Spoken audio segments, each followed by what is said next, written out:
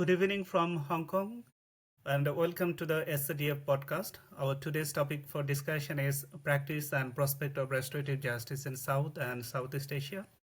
So today we have two panelists, Mr. Ram Tiwari from Nepal and Dio Ashar Wickashana from Indonesia. So Mr. Ram has been relentless activist for restorative justice in Nepal and other parts of the world.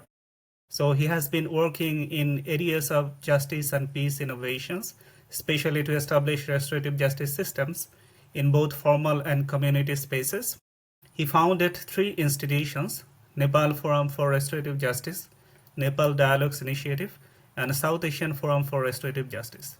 So currently he promotes pedagogies of care in educational settings and inclusive education for students with educational needs and disabilities. Dio is a Ph.D. candidate. He is pursuing his Ph.D. at National University, Australia. And before that, he was the Executive Director of Indonesia Judicial Research Society, where he served between 2019 to 2023. He has been actively engaged in policy making and research on judicial reforms and access to justice concern in Indonesia. So, Mr. Ram and Dio, welcome to the discussion. Well, thank you, Tapos, for having us. It's an honor. Yeah, thank you, Tapos, for inviting me as well. Yeah, okay. So our discussion initially will be trying to have some theoretical understanding or conceptual understanding about restorative justice. So let me start with Ram. Ram, can you briefly give us an idea how restorative justice idea actually emerged and developed in different parts of the globe? Well, thank you. In terms of the origins of restorative justice, there are many schools of thought, and which are, I would believe, interconnected. So one in the 1970s and in the 90s, when there was a rise of crime and there was also overcrowding of prisons, people, especially criminologists, started asking questions, what's going wrong? So prisons are being overcrowded, and you can also see the crime rates rising, right? So something isn't going well. So that was the criminological lens. So people were looking for alternatives to this or trying to reform the criminal justice system and hence pave the way for restorative justice. We also link the origins of restorative justice to our various indigenous cultures, traditional cultures, where we find that we used to have our own internal systems of dispute resolutions or solving problems on our own without so much formalizing.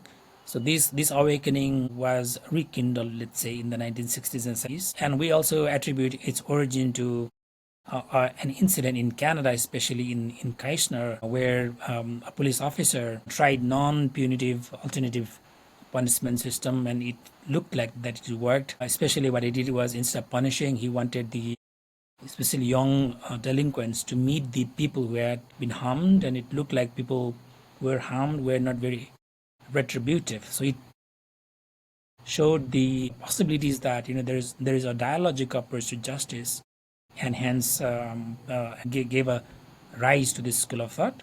But if you look at the formalization in many countries in 1990s, we see that it has been adapted. Say, for example, advancing these, we could find examples from New Zealand or Australia or Canada or the US. But if you go to the United Nations system, there was already a discussion about the need to mainstream restorative justice in the criminal justice system. So we see that by 2002 and 2005, the United Nations, especially the ECOSOC, came up with a resolution on the use of restorative justice in the criminal justice systems, and that has been progressively growing up to today. And we see that there are many countries, even some countries also in South Asia, have used it. And Nepal is one of the big examples in this. So we see a mix of concerns on criminology, crimes, and the roots of indigenous criminal justice system, which gave rise to restorative justice. The name restorative justice sometimes looks very confusing because people say that how can you restore somebody who has already passed away, or how can you restore a relation which is already unjust? But that is a very literal understanding of restorative justice. It encompasses a spectrum of work, not just restoring but transforming the causes of why crimes had happened.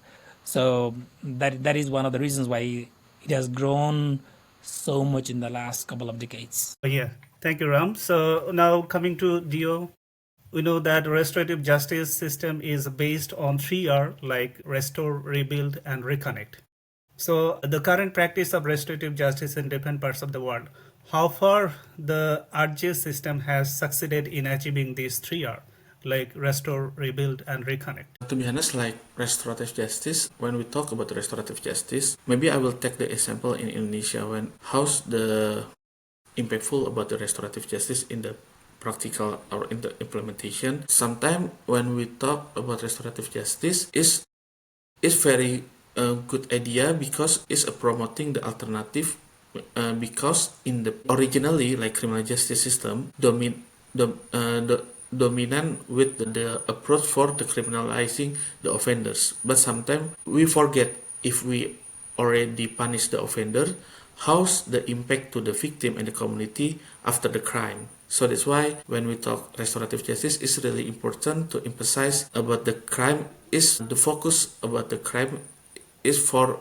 healing the people and healing the impact of the crime. So that's why this idea is important to bringing the victim as the important actors within the criminal justice system. But when we talk about the implementation about restorative justice, sometimes yes, because like Ram explained as well about the there is like the idea restorative justice because there is like the high criminal rates and the high the prison number. So that's why like when we talk about the Indonesia, sometimes the focus to decreasing the criminal number of the criminal justice system, but sometimes if we forget about the victim in the process, so it will be giving not a positive impact because we can like the solve the case, but we forget about the how to restore the victim. So that's why when we talk the implementation, it's really difficult because we need to engage more actors, more facilitation, and more system to accommodate to bringing the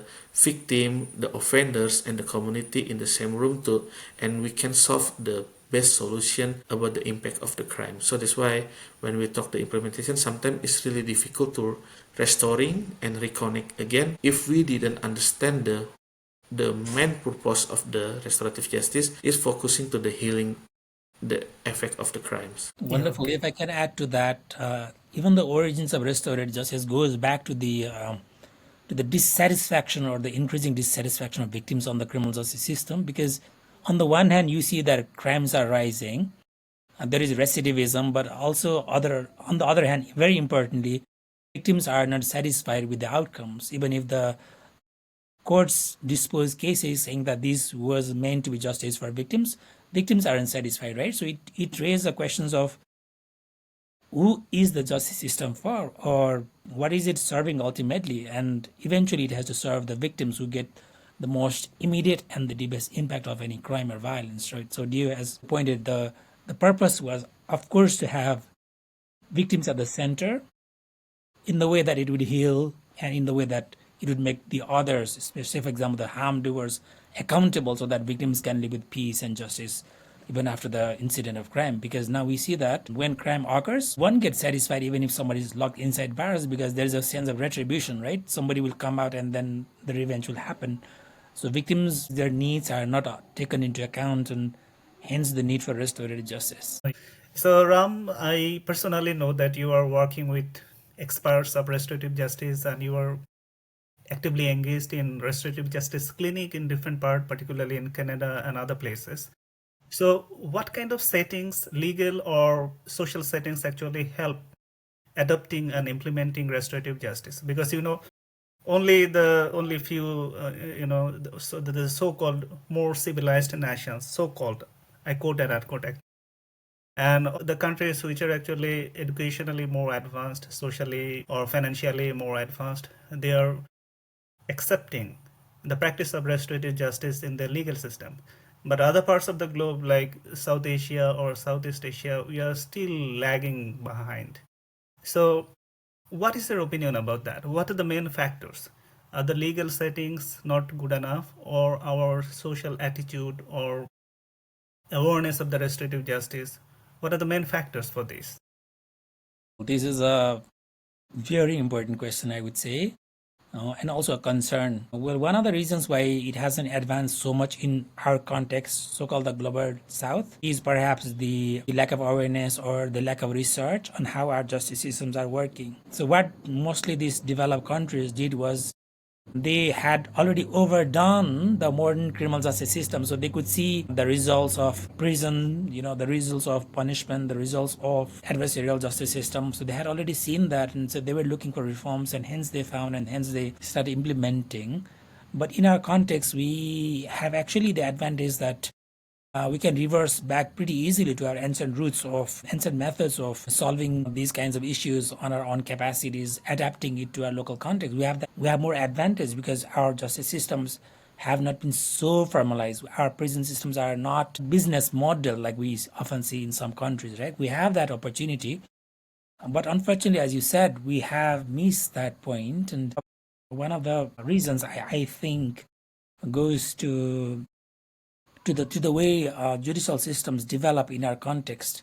We borrowed mostly the British or the common legal system. We borrowed the adversarial justice system, and we are yet to reach a point where we can see how it has worked so far. In some countries, say for example in Nepal, we've seen that it has advanced a lot. There is already a law. There are 3 or 4 laws, national laws, on the use of restorative justice, because we in 2013 2014 started discussing the use of alternative methods which could possibly be restorative justice in solving the problems that we have been facing. Say for example, the rising recidivism, the lack of victim satisfaction, eventually the lack of victims' trust on the justice system, and also the longing of some judges to do something that actually works. Hence, it has paved that way. I wouldn't say that Nepal is already is an exemplary case, but it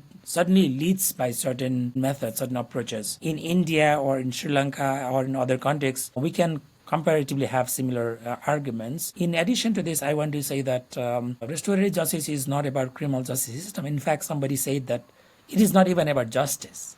It is about peace. Peace in the way that victims get satisfied, in the way that the offenders feel accountable or the harm doers feel accountable. That is a more sustainable way to peace. So we've seen the application of restorative justice not therefore only in criminal justice system, but also in the peace building work. So for example, Nepal is under a post-conflict transitional justice phase, and we see that it has been used in various community contexts. So for example, community healing or community dialogues, you can bring people together, have that very prepared and very well sensitive facilitation between different parties, have some sort of healing or accountability. It can happen. We are yet to reach that point where we can explore the benefits. I have not found anybody who has dismissed the use of restorative justice, but like you said, it demands certain laws, right? It demands certain structures. It demands certain change in behavioral, attitudinal shifts. That is what it is lacking. Let me add you something. We, in these years, have made a framework called HEART. HEART is an acronym for 5 different points in restorative justice, and we use it wherever it's possible. So H stands for healing. Well, like Dio said, healing for victims, that's the first priority. E is for empowerment, because victims, in the case of crimes or conflict or other cases, violence, they feel so disempowered because they do not know who's with them, what kind of rights they have, how do they speak out. That there is a bit of this disempowerment, right? A is the accountability. How do you make somebody accountable? And then the R part is about the restoration of dignity, restoration of trust, restoration of sometimes relations. And the T is for the transformation. When something happens, how do we find the cause so that it doesn't get repeated again, right? So if we look at the HEART spectrum, we can find many places where we can use just healing or empowerment or the accountability or the restoration or the transformation. So we tend to use restorative justice principles, values, sometimes frameworks in whichever available options we have. That is one way we can expand the use of restorative justice in the region, although we know that the development has been very slow. And some judge, I remember 10 years ago, said that our society has come from two different extremes. One, we have very strong traditional roots, our own indigenous ways of finding solutions to crimes or conflicts, but we also are sometimes, as you said, feudal. We hold power, we don't want to give it, right? So who, the judge, want to give that power to a facilitator or somebody else? That holding of that fixation of power is sometimes attributed to the delay, but I don't think that it's not so far from achieving. I think we'll achieve that very soon in the region as well. Excellent, Ram. So, despite all the advantages you said, I absolutely agree. But the thing is that the inbuilt attitude of the victim in most of the cases, so far I have concern regarding South Asian people, there's a kind of revenge attitude. So, we are not availing the justice system as a way of resolving dispute or establishing peace, as you said. It is not only peace between the victim and offender, but also peace within the society, living together in harmony. So, how this attitude of the victim and offender, I mean, the greater pursuit for peace, how the judicial system itself and the stakeholders altogether could be motivated to the pursuit of the peace. What do you think about that? First, I seek the opinion from Dio and then going back to Ram. Okay, thank you for the question. I think it's very interesting if we talk about like the attitude, especially maybe like in the developing country like Indonesia. Like I give the example why in Indonesia sometimes the process to the restoring the relationship between the victim and the offenders is really difficult because like some people said there is like a revenge culture sometimes between the people, but the problem because like our legal system, like in Indonesia, for example, historically, when Indonesian established the judicial system, the principle of our criminal justice system is coming from the crime control perspective. So that's why the main output for the criminal justice system is about the high number for the criminalizing the offenders. Even in our criminal procedure law, we didn't like giving the alternative beside the punishing the offenders. Even in our criminal procedure law, is rarely to talk about the victim. The discussion about the victim in Indonesia is growing up after we got the Reformation era, after the authoritarian government in 1998.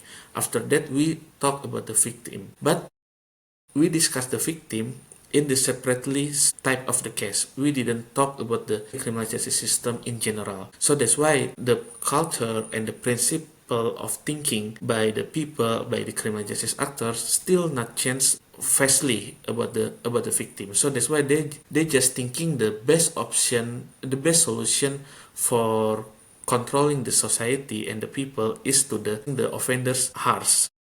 For the example, like in the sexual violence case, some people like angry to the offenders. They want to criminalize very high to the offenders, even giving like death penalty to the offenders. But when we angry, we didn't talk about about the victim.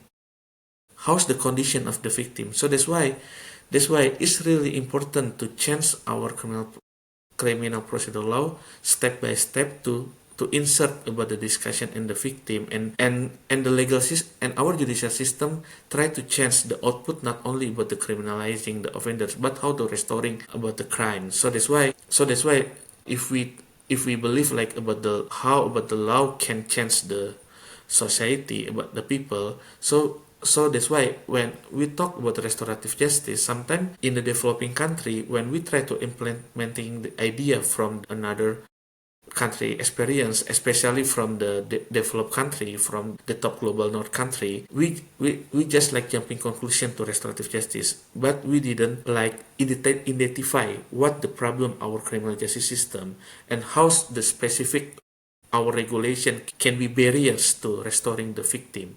So that's why we have to identify it first, and then we can try to change the discussion about and why when we talk about the victim is important. Sometimes because sometimes the legal officers, if we talk about the victim and if about restoring the community victim and the offenders, it will be needs extra cost of time and money and resource. So that's why they thinking restorative justice can be burden to their job. So that's why we have to talk about what the important and what the benefit if we try to change the perspective for discussing about the victim. So that's why we can start the idea about restorative justice, and then we have to try to engage more actors, not only about the criminal justice actor, because when we talk about the victim, we have to talk about how the roles of the social worker, and how about the roles of the community, and how the roles about the NGOs, and about the legal aid, about the lawyer. So that's why predominantly discussion sometimes when we talk about criminal justice, sometimes we focus about the criminal justice actor, but we forget there is another actors too can talk about these issues. Maybe my Thank you. So, Rami, you want to add something? Well, one point perhaps victims have the right to feel revengeful, right? Because there is a reason why that happens, and it is because there is a big dissatisfaction. They are so hurt inside. Their needs go unmet, and hence they want revenge. What we can do in those contexts, and what we can do generally in our context, is to understand what the victim's needs are, and if there is any way we can address that, try to address. What we haven't asked in our context is, when we punish the offenders, is the punishment working? Well, is it working? If it's working at all, who is it working it for? And is punishment the same as accountability? Because when somebody comes out of prison, or when somebody goes inside the prison, they most of the times deny that they've committed any act, right? So that is a big insult to the victims, because they've suffered the harm and they live with their harm forever in their lives. So that whole idea of accountability, the punishment, we tend to conflate that, and we don't bring into account the dialogic part, which is that there is a way victims would feel healed, not just financial needs, but sometimes emotional needs, sometimes psychosocial needs. Sometimes it could be just somebody accepting that they committed the crime. Restorative justice is not about freeing everybody of the harms. It is about making somebody accountable to what has happened, helping somebody heal from what they've gone through, right? So it is, like Dio said, it is our role, such a big role, that we who are in the circle, or sometimes in the periphery of justice system, have to play. Like lawyers, we seldom go by the truth. We go by the argument, and then it's against the victim's dignity and so on. So victims will always feel that they have been offended, because somebody in my family has passed away, and this person is denying that it has happened. So wouldn't you feel revengeful? Yes, you would, because you are not getting anything out of this, not even an acceptance of the harm, and I'm living that harm forever. So there is a reason why this revenge happens, and there is a way we can work out. In our context, in South Asia and Southeast Asian context, or in developing countries context, it's very profound to ask if there's a better way we can use our state's revenues or resources in something that works. Not in professionalizing prisons or in justice system, but in something that actually works to make somebody accountable, so that the crime doesn't happen again, and very importantly, working in the way that victims, the center of the incident, feels that they are heard or they're healed. That hasn't happened, but there's an opportunity that we can make that happen. Yeah, great. So I understand that the culture of denial that prevail in our society, that actually create a deep-rooted scar in the mind of the victim, and that contributes to subsequent revenge attitude from the part of the victim. Am I right? Yeah, I would say, well, not just the victims, even sometimes the offenders or who does harm, they come back and they also want to take revenge. Yes. Because sometimes they are locked inside for something they might not have done or committed, right? As we say, hurt people hurt people. So there is a reason why somebody commits crime or violence. So there is also a need, therefore, to understand why certain crimes have happened and why somebody is behind bars. So revenge happens both ways, and there's this big tension of, somebody who is in the community waiting for the perpetrator or the offender to come out and take a revenge, and somebody is behind bars, trying to get out and use any means to take the revenge with the victim. So that is both sides. And what we are missing here is that there is a reason why this is happening, and we've failed to understand that.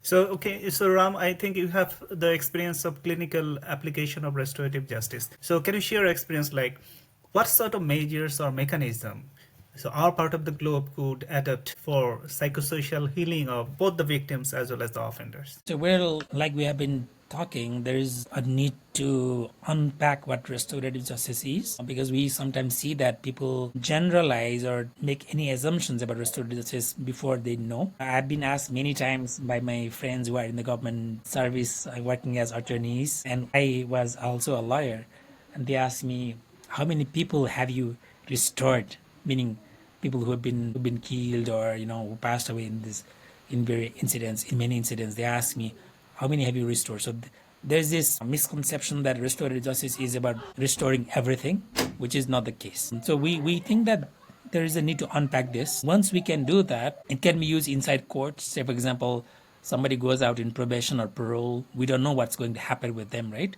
They might go and take a revenge, or sometimes they might need to be corrected. And we didn't have correction officers, we didn't have parole probation officers who are informed about restorative principles and need to reintegrate back. Sometimes when they go out, they don't have families who accept them. So they fall back to the same trap of, street and other kinds of communities, and they go back to the whole, the revolving door, as they call it.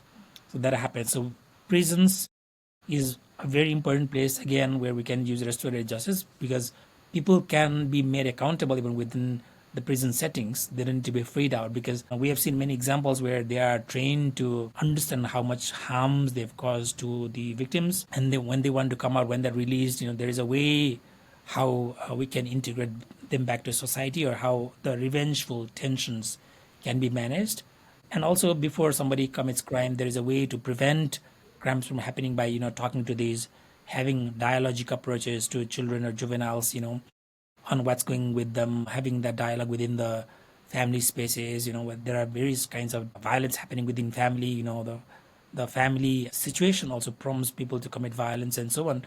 So there are many settings where we can use restorative justice and principles, and we've seen that used so much. If we look at the peace realm, people who have been affected by crimes and conflicts and living societies with their adversaries, there is a way how we can bring them together. There's a facilitation method, restorative dialogues as we call them, having both of them a safer space where they can express their concerns, their needs, and both parties go healed or heard or feel accountable from that space. And there are many examples where it has worked. People have expressed some very interesting statements, such as, "You are the first person who have ever listened to me." That is a statement that many people have told us, because they were never listened to be understood. We generally listen to reply, right? As lawyers or as professionals, we love to be experts. We love to give opinions before we listen to anything. So this attitudinal change, a little bit of tweaking on the attitudes of listening, is also going to help a lot of people living together in the communities with the big wounds in their hearts and minds. There are many settings where we can use that. And if there is a law that allows, that's even better. Even if there is no specified law, we can always do something for peace. As long as it doesn't go against the constitutional law, we can do activities, and that is a principle that we have followed also. Okay. Now, coming back to Dio, so we know that Indonesia is now pursuing restorative justice for removal of age-old political unrest or political conflict, whatever it is. So, what are the main challenges in implementing restorative justice in Indonesia, or how far you are actually expecting it may be successful in achieving its targets? Okay, if we talk about the Indonesian experience, maybe I would like to explain about how the Indonesian criminal justice system in the beginning, because like I mentioned before, like Indonesian predominantly using crime control approach in our criminal justice system, but after the authoritarian country change to be more democratic, we try to change some law, and we try to discussing about the alternative idea from the criminal justice system. So when we talk about the challenge, the problem when we talk the beginning about when we reformulation policy about restorative justice, we beginning the idea from the overcrowding prison number in Indonesia. So that's why the policymaker the focus of policymaker only for to reducing the crime number in Indonesia. So that's why when the Indonesian government established some regulation about restorative justice, they focus not to about the victim but how to resolve the cases outside from the judicial system. So that's why we didn't, like Ram mentioned, when we talk about the punishment for and the revenge for the victim, the accountability is really important.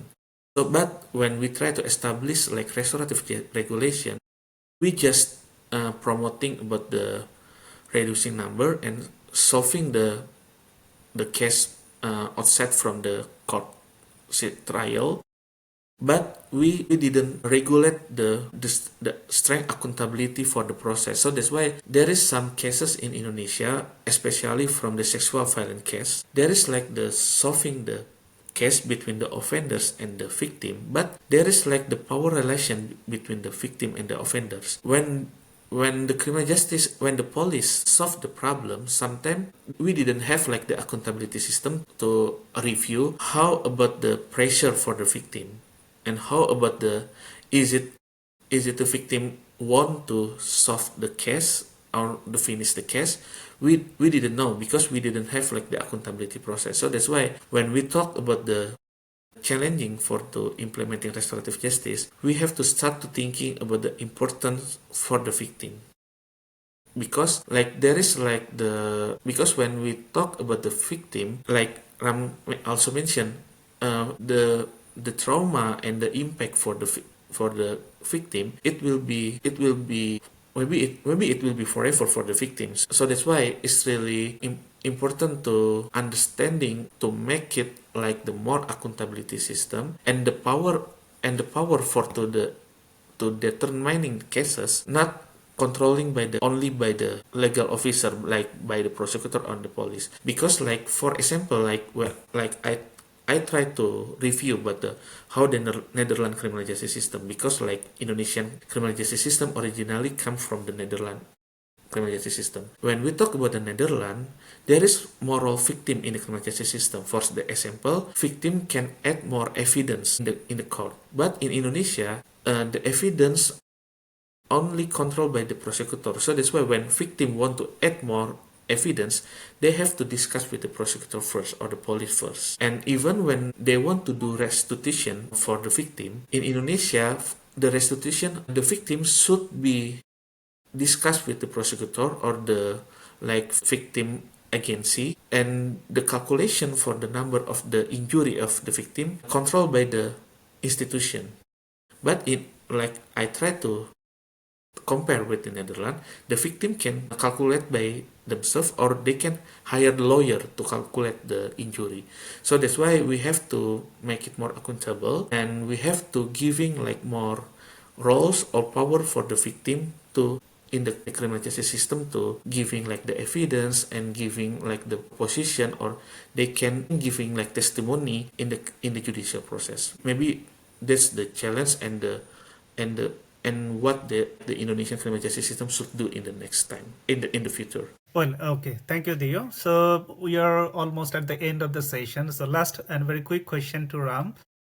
So your country, Nepal, and also other South Asian countries like Bangladesh and also Myanmar, there is a ongoing conflict or post-conflict situation. So how do you see the restorative justice application or implementation could succeed in establishing greater peace in the society or bring more harmony within the community in these three countries? Well, thank you for this question again. As we see that many countries, even countries like Sri Lanka, we see that incidences like these are happening, and it's also going through that post-conflict phase. And we've seen some of our friends working there without a lot of success, but there have been some efforts. I do see that there's a greater relevance of this approach in our context, and I'll give you some reasons. One, you can have an ex-offender, but there is seldom an ex-victim. Victim is already there. Victims lives with the pain, sometimes forever, right? We can call them survivors, or sometimes they might not be even surviving. They might not be surpassing that phase where they feel that they're empowered and so on. So in all of these Nepal or Bangladesh or Myanmar, we see that when these different movements or different incidents happened, we know that there are victims. So we have to look at them first. Even if nobody is feeling accountable or nobody is, being responsible openly to this, we know that victims are there. So it doesn't remove the need of, doing something with victims, especially on the healing part, especially on the empowerment part. And we call that healing is hearing and hearing is healing. So if we can create those healing or hearing spaces with victims in all of these places, I would say that would be the first stepping point, and various efforts like community efforts, community-based initiatives on establishing small healing spaces or healing circles will certainly help. But that will have to be done certainly by the well-trained facilitator who doesn't cause more harm while doing this. On the other hand, there are people who are responsible for something that has happened, right? So there can be many ways how we can make them accountable, whether through the formal justice systems and then linking that back to community, or we can sometimes do these community accountability circles as well. There is a reason why somebody commits something, and there is a way how we can make them accountable for something, because when crimes happen, when incidents like this happen, sometimes this happens without a face. Our legal systems mostly operate without a face. We might not have seen the victims who was impacted by what I did. So bringing that dialogic approach will probably increase accountability, and if that can happen, if we can make somebody accountable, and perhaps we can do the victim and the others together and do some dialogues. Well, it looks very idealistic, but we can start with a very small steps, maybe in classrooms, maybe people who sided with different parties, during incidents, during movements. How do we talk about that? How do we sometimes go to the uncomfortable space and discuss something that is not what I hold as truth, right? There can be multiple truths in these kinds of incidents. How we can do that? That is also possible. So it doesn't have to be a national grand transitional justice or restorative justice process. It can start from small initiatives, like you and I can talk about what happened. I could be siding with one during those times, and now I might have changed my opinion, or now I have still the same opinion. But if I'm able to hear you, how you were impacted by what I did, perhaps it will increase some sort of healing or empowerment onto you. So we see that it has been used, and in many post-conflict contexts, actually, in many transitional justice contexts, actually, we've seen restorative justice being used. A big example is Colombia. There is a manual on restorative transitional justice in the Colombia, which came from the Colombian government's initiative. There was a dedicated wing within the transitional justice system to push forward the restorative justice principles. We have seen restorative justice being promoted in South African context, especially by Desmond Tutu, whose videos we can still find online.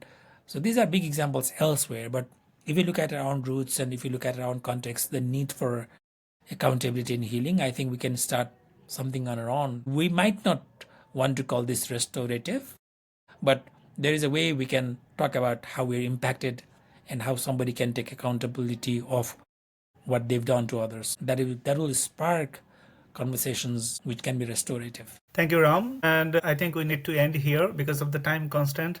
And thank you very much, Ram and Dio, for the excellent academic contribution. And hope to continue the session in next episode. Goodbye, everybody. Thank you. Thank you, both of you. Goodbye. Nice to meet you, and Yeah. goodbye. Nice to meet you, Tram. Yeah. Bye.